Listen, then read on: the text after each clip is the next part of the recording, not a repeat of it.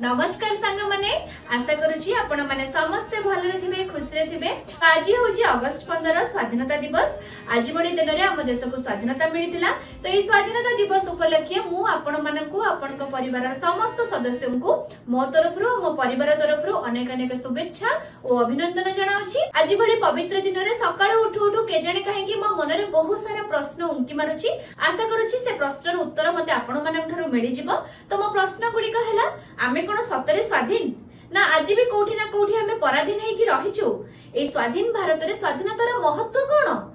ए देशर सबुजाक समस्या कोन समाधान हेइ जाउची ना कोठी किछि प्रतिबंधक साजुची? कोठी ना कोठी ए समस्या सब लोकलोचन रे चापी हेइ जाउची। मते ए सब जिंसर सठिक उत्तर कमेंट रे जणांतु। आशा करूची आपण माने बहुत जल्दी मते उत्तर सब देई देबे। आपण मानक उत्तर अपेक्षा रे रहिली। आउ थरे कहि देबाको चाहूची a very happy independence day to all of you. Thank you. Bye bye.